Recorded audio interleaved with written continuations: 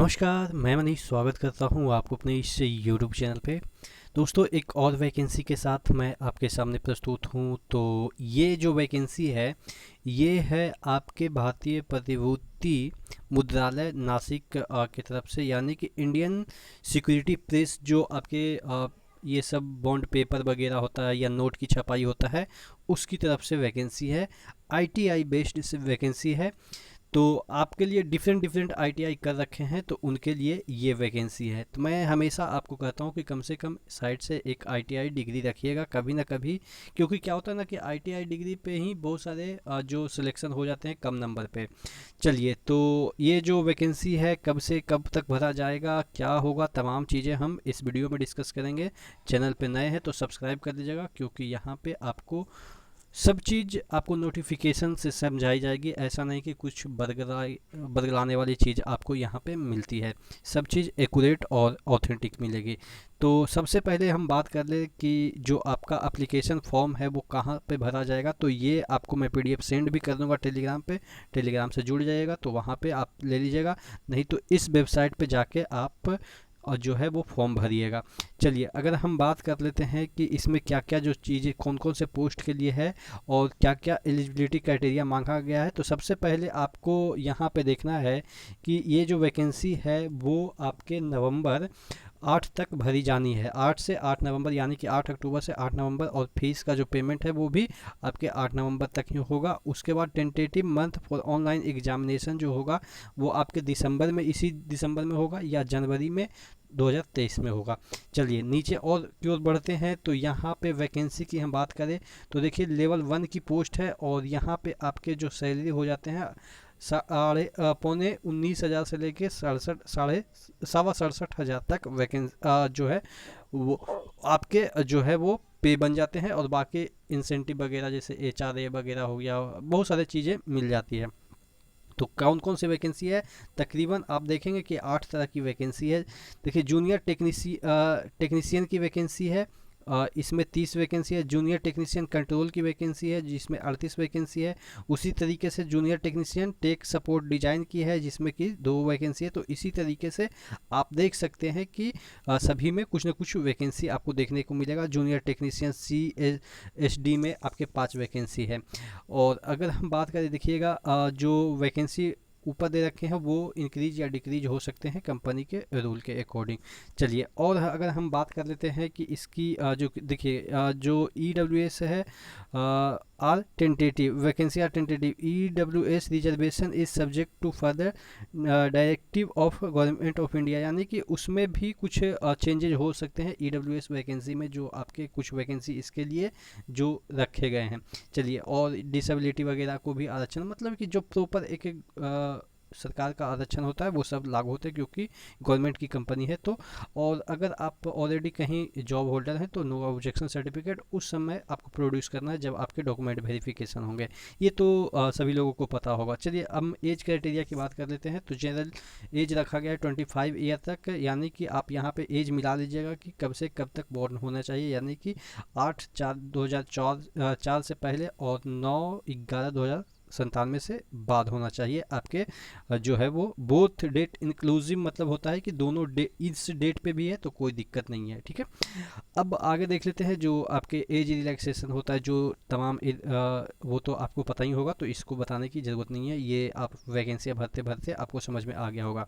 चलिए, पोस्ट तमाम जो पोस्ट है उसकी एलिजिबिलिटी क्राइटेरिया की बात करें तो जूनियर टेक्नीशियन और टेक्निकल का जो है वो ITI सर्टिफिकेट होना चाहिए, जो है वो पेंटिंग में होनी चाहिए, पेंटिंग ट्रेड में, या आपके पास डिप्लोमा हो पेंटिंग टेक्नोलॉजी में। ठीक है, और अगर जूनियर टेक्नीशियन अगर हम कंट्रोल की बात करें तो उसमें भी वही जो है वो खोजा गया है, जो आपके एक नंबर में खोजा गया, वही एलिजिबिलिटी क्राइटेरिया रखा गया है।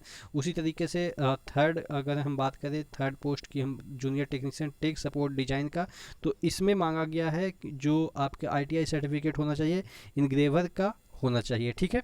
और अगर हम बात करें NCVT SCVT कोई भी चल सकता है, जूनियर टेक्नीशियन। अगर मशीन शॉप की बात करें तो यहाँ पे आपके खोजे गए हैं फिटर ट्रेड के, और इलेक्ट्रिकल के तो इलेक्ट्रिकल ट्रेड के, और इलेक्ट्रॉनिक्स के तो इलेक्ट्रॉनिक्स ट्रेड के यहाँ पे ITI खोजे गए हैं। और स्टोर के लिए खोजा गया है फीटर ट्रेड, स्टोर के लिए फीटर ट्रेड खोजा गया है। और CSD के लिए आपके जो है वो फीटर ट्रेड ही खोजा गया है। तो यानी कि फीटर वाले के लिए बहुत सारे पोस्ट हैं यहाँ पे। चलिए और आगे हम देख लेते हैं कि क्या क्या एग्जामिनेशन फीस जो है वो आपको 600 रुपया लगेगा। किसके लिए? EWS OBC NCL के लिए और आपके UR के लिए। और यहाँ पे देखिएगा कि जो 200 रुपया है वो लगेगा PW के लिए, SC ST फिजिकली हैंडीकैप के लिए आपको 200 रुपये लग रहे हैं फी। प्रोविज़न पीरियड जो होगा वो आपके 1 साल के होंगे, यानी कि 1 साल के बाद आपका ये वाला जॉब है जो परमानेंट हो जाएगा। एकोमोडेशन है जो कि यानी कि आपको वहीं क्वार्टर वगैरह देखिए अलॉटमेंट ऑफ क्वार्टर होगा। तो यानी कि आपको सिलेक्शन प्रोसेस जो है आपके CBT बेस्ड होगा, यानी कि कंप्यूटर बेस्ड टेस्ट होगा। एक कंप्यूटर बेस्ड टेस्ट होगा 120 मिनट का, यानी कि 2 घंटे का। 80 क्वेश्चन आपके ट्रेड से होंगे, बाकी 10 जनरल अवेयरनेस, 10 क्वेश्चन इंग्लिश के, रीजनिंग के 10 क्वेश्चन, और क्वांटिटेटिव एप्टीट्यूड के 10 क्वेश्चन होंगे, यानी कि मैथ्स के 10 क्वेश्चन होंगे। यहाँ पे आपको मिनिमम कट ऑफ जो लाना है वो आपको ध्यान रखना है कि 55% से ऊपर लाना है। जनरल EWS के लिए, OBC के लिए 50% और SC ST के लिए 45% से ज़्यादा मार्क्स आपके लाने होंगे। जो इसमें निगेटिव नहीं है, तो एकदम से तुक्का भी मारिएगा। तो 120 क्वेश्चन आपके हैं तो आप 120 के 120 क्वेश्चन कर सकते हैं। There is no negative marking. चलिए अब इसका ऑनलाइन एग्ज़ाम जो होगा वो इसी सेंटर पे होगा, तो आप एक ही जगह भर सकते हैं, यानी कि आप उसमें दिखाइएगा कि आपका सेंटर कहाँ जाना चाहिए। नासिक, मुंबई, दिल्ली, भोपाल और हैदराबाद, कोलकाता, इसी में आपका जो है वो सेंटर रहेगा। चलिए और आगे हम बात कर लेते हैं कुछ और जो खास है। तो हाँ, हाउ टू अप्लाई, या जो वेबसाइट मैंने दिखाया है उस पर जो आपको मैंने URL दिखाया था उस पर जाके आपको रजिस्ट्रेशन करना है, उसके बाद पेमेंट करना है, और उसके बाद अपलोड करना है photograph, signature, left thumb impression, handwritten declaration. इसमें कुछ अपने हैंड राइटिंग में लिखिएगा और उसको अपलोड करना है। वो क्या लिखना है वो वेबसाइट पे मिल जाएगा जब आप फॉर्म भर रहे होंगे तो, ठीक है। तो ये चीज़ करना है। उसके बाद इसका साइज़ वगैरह देख लीजिएगा कि कितना है, और ब्लू जो सिग्नेचर है ब्लैक इंक वाला पेन से कीजिएगा, ठीक है। और तो कुछ नहीं है, और कुछ तो इसमें खास नहीं है। हाँ, एप्लीकेशन रजिस्ट्रेशन प्रोसीड्यूर इसी वेबसाइट पे जाके देख लीजिएगा एप्लीकेशन कैसे कैसे भरना है। बाकी तो आप लोग भर लेंगे, कोई दिक्कत नहीं है। नहीं तो आप साइबर कैफ़े में जाके भरवा सकते हैं। इतना स्टेप दे रखा कि कैसे कैसे भरना, लेकिन जैसे ही आप भरिएगा तो आपको पता चल जाएगा। फिर पेमेंट वगैरह का यहाँ पे दे रखा है। तो और कुछ तो है नहीं इस पर। जो भी लोग भरना चाहते हैं भर सकते हैं, क्योंकि मेरा काम है इन्फॉर्मेशन देना। क्योंकि बहुत सारे ऐसी वैकेंसी होती है, देखिए EWS सर्टिफिकेट का ये परफॉर्मा रखा है, तो आप इसी परफॉर्मा में बनाइएगा, ठीक है। तो मेरा काम है एक भी वैकेंसी हो अगर सेंटर लेवल का है तो आप तक पहुंचा देना। क्योंकि कई बार क्या होता है ना कि आप लोग में से बहुत सारे लोग ये शिकायत करते हैं कि सर मेरा तो सिलेक्शन इस वजह से नहीं हुआ कि मुझे पता ही नहीं था, नहीं तो इतना कम कट ऑफ में तो मेरा सिलेक्शन हो ही जाता। तो इसलिए मैं एक एक वैकेंसी आपके लिए जो उपयोगी है जनरल कम्पिटिटिव एग्ज़ाम में वो मैं आपको बताता हूँ। तो चैनल को सब्सक्राइब जरूर कर लीजिएगा। नेक्स्ट वीडियो मिलते हैं, तब तक के लिए धन्यवाद।